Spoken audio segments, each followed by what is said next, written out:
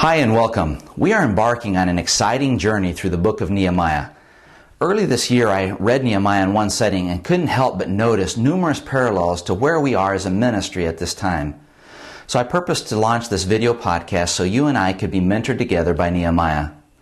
I'm excited because God is leading Royal Rangers into new frontiers. He is preparing us to influence more boys and young men than ever, and to do so more effectively than ever. The great thing is that we are guaranteed success provided we skillfully pursue His purposes and priorities and not our own. And that's perhaps the most important lesson we learn from Nehemiah, that he pursued God's purposes and priorities above all else. So let's get started.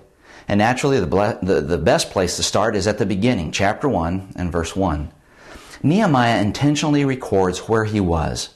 I was in the citadel or the palace of Susa. 140 years earlier, thousands of his ancestors like Daniel, Shadrach, Meshach, Abednego, they fell into captivity and were taken far from the land God had given them. Earlier in the Old Testament, Moses told his descendants that if they obeyed God, they would live a long time in the land He had promised. But if they disobeyed, they would be subjected to captivity. And sadly, that is exactly what happened. So Nehemiah was among thousands of his compatriots who were born and raised in captivity.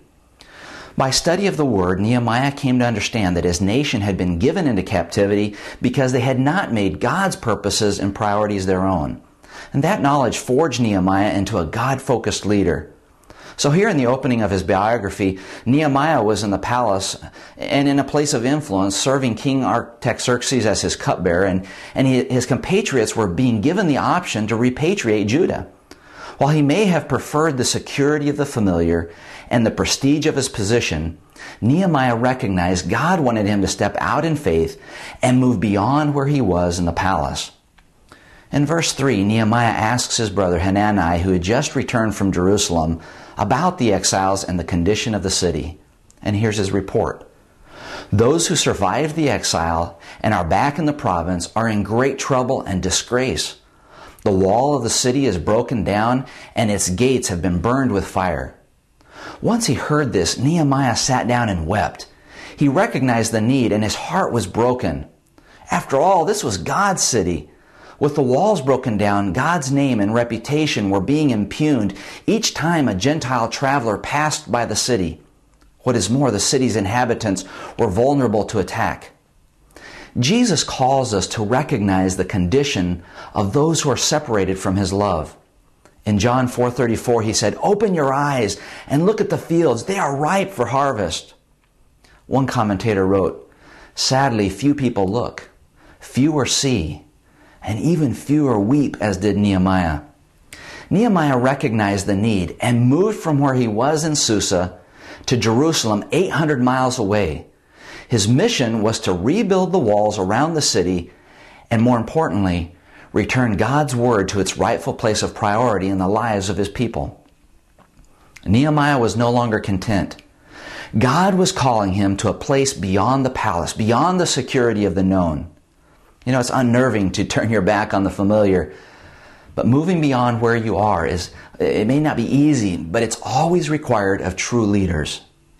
Nehemiah's willingness to realign his own purposes and priorities to be fully in sync with God's made him a more influential and effective servant. I'm excited because God is leading us as Royal Rangers ministry leaders to move beyond where we are, to be innovative as we minister to future men.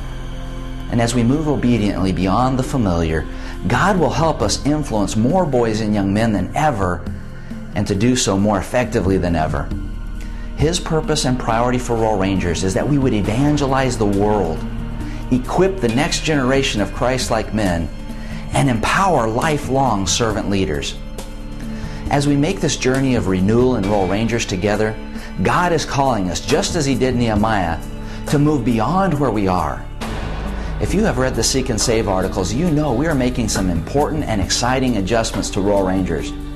Our motivation is to influence more boys and young men than ever, and to do so more effectively than ever. Take it from Nehemiah. Leaving the familiar is never easy, but always worth it and always exhilarating when we are in step with God's purposes and priorities. This is going to be exciting. So let's take this step of faith and move beyond where we are.